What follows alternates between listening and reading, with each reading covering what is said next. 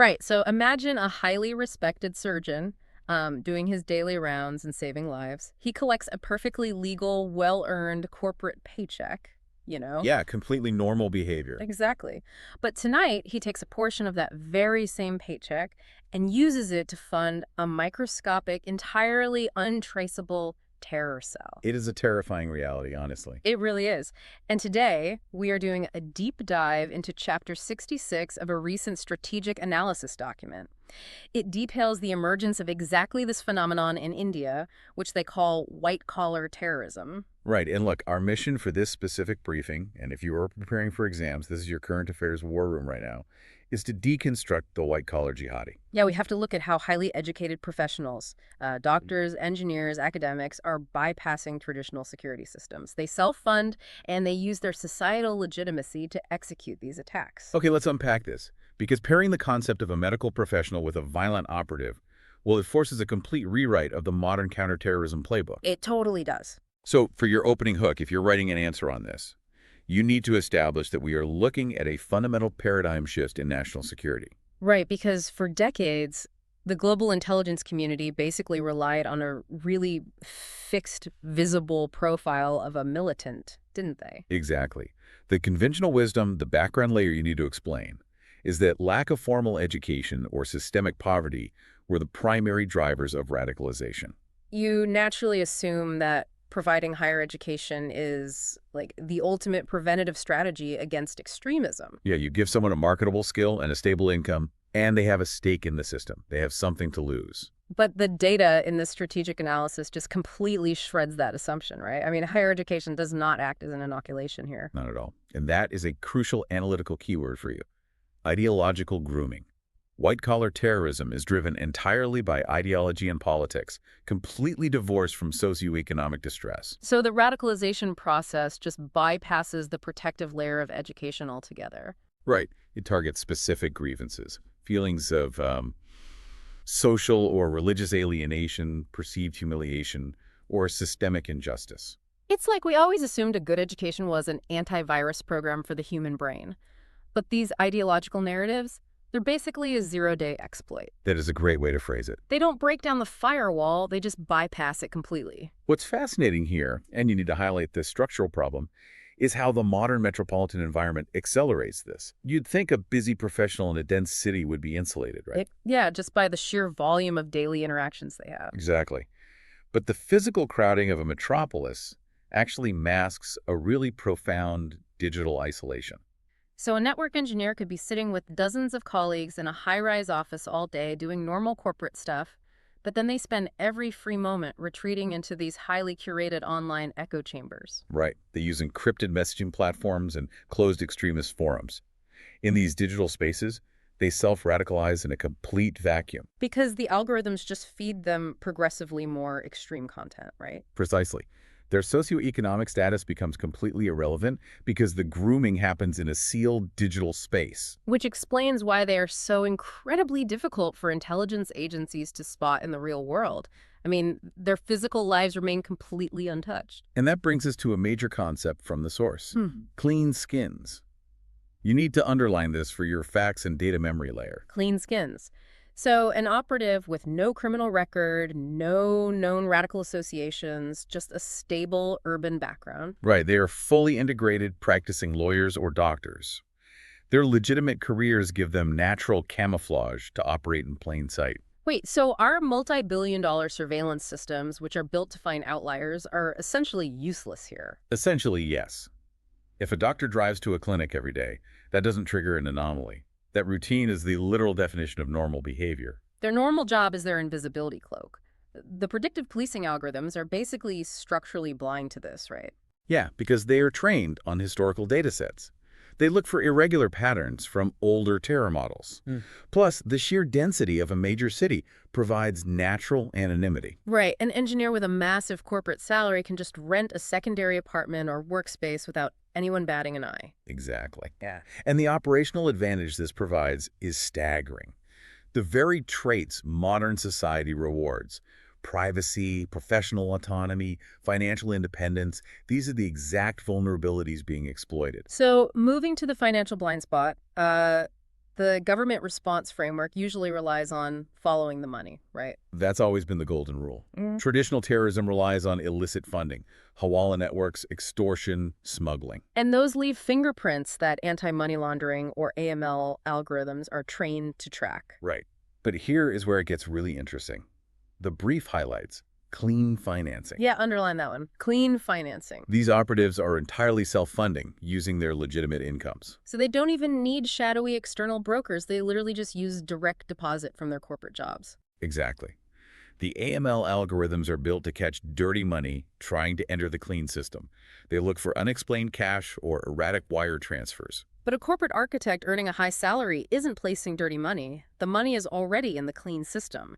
It's heavily taxed corporate payroll. Right, so if they transfer a small portion of their salary to buy basic industrial chemicals, the system doesn't flag it. Financial intelligence tools are practically neutralized here. The source also mentions they sometimes raise funds through professional networks, disguised as, like, charitable activities, right? Yes, and investigating a charity dinner hosted by respected surgeons requires massive legal justification. The presumption of innocence heavily protects them. It's the perfect shield. Clean money, dark objectives. But it's not just how they hide, right? It's what their specific professions allow them to do. This is a huge critical evaluation point. We're moving from mere ideological support to highly sophisticated operational capabilities. Insider access. Exactly. Traditional militants rely on crude weapons, but these educated professionals use their medical or technical expertise for precision attacks. The document uses the Red Fort blast as a prime example. You should definitely quote this in an exam. It revealed a network of educated individuals, including doctors, acting as a terror module. They weren't just providing support, they were the primary operators. Engineers building advanced explosive devices because they actually understand complex circuitry. Right, and medical professionals attempting to manufacture chemical agents like ricin, Mm. or using industrial-grade explosives in drone-enabled arms drops. Because, programming a drone completely eliminates the need for a human courier. Precisely. A trained chemist doesn't need to search the dark web for an explosive recipe and risk exposure. They already understand molecular bonds. So what does this mean for the institutions? It's literally the fox guarding the henhouse. This is your defense and strategic angle, the insider threat. These professionals are embedded inside hospitals, advanced labs, universities. And those environments inherently have weak institutional vigilance, as the text calls it. Right. A university assumes its researchers want to advance science. They don't have military-grade counterintelligence protocols. They just operate on trust. If a scientist has badge swipe access to a biolab, how do you police that without shutting down the research? You really can't. And terrorist organizations are actively shifting recruitment to target these professionals because they hold the keys to those sensitive resources. The battlefield has entirely shifted. The new perimeter is the sterile environment of a lab or the IT backend of our infrastructure. And this brings us to the new architecture of terror, which is highly decentralized. Right, because they are so skilled, they don't need a clunky, centralized organization telling them what to do. Historically, agencies fought large organizations based across a border, top-down commands, training camps. But if you neutralize the leadership there, the whole operation degrades. Exactly. The new pattern in Chapter 66 is a distributed threat, professional adaptive groups operating in microscopic terror cells. We're talking only 3 to 7 people per cell, right? Yes, and this is vital for your answer writing. If you shut down one branch, 3 other independent cells are still operating. It's like we used to fight a traditional army, but now we're fighting a decentralized startup. That's a perfect analogy. Yeah. And it raises an important question. How do you dismantle a network that isn't connected in the physical world? If cell A doesn't know cell B exists, arresting cell A gives you 0 actionable intelligence. Right. The resilience lies in its disconnected nature. They don't share a physical command structure, just the core ideology downloaded from the internet. So if we are looking at the answer rating conversion here, what is the struction? For a 250-word answer, your context is the shift from border-infiltrated terror to urban white-collar modules. Your dimensions include clean financing, digital radicalization, and insider access. And the challenges? The challenges are the implementation gaps in traditional profiling and the ethical concerns of surveilling trusted institutions like hospitals. Right. So what's the way forward framework? What are the recommendations? You need to suggest institutional strengthening through internal auditing without compromising academic freedom, enhanced public-private partnerships in tech to monitor encrypted radicalization. And capacity building for financial intelligence to actually detect anomalous clean money flows, right? Exactly. And you must interlink this, connect this threat to digital India and urban governance. As our cities get smarter and more connected, the attack surface for an insider threat expands. It's a massive vulnerability for Atmanur Bharat if our own critical infrastructure is compromised from within. Exactly. So let's lock this down with a final revision capsule. 5 must-remember facts. Okay, I've got this. 1, white-collar terrorism is driven by ideology, not socioeconomic distress. 2, they use clean skins to evade traditional profiling. 3, operations are self-funded through clean financing, neutralizing AML algorithms. 4, they leverage professional insider access for precision attacks. And 5, they operate in microscopic decentralized cells of 3 to 7 people. Perfect. And a probable exam question to prepare for. Evaluate the emergence of white-collar terrorism in India. How does it challenge the traditional counterterrorism architecture? That's a solid question. And your analytical keywords to sprinkle in are ideological grooming, clean skins, clean financing, insider threat, and distributed networks. Right. So to summarize all of this for you listening, terrorism is no longer just a border security issue. It has successfully infiltrated everyday, trusted metropolitan institutions. It forces us to rethink our foundational security paradigms. These educated professionals are bypassing behavioral profiling because their daily routines define normality.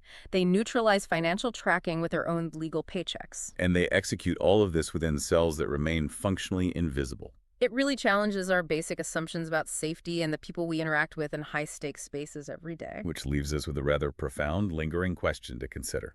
If our most educated, highly compensated professionals, people who benefit immensely from modern society, could be silently radicalized via an encrypted chat room. Yeah. Does our society's definition of success in education fundamentally fail to provide a moral grounding?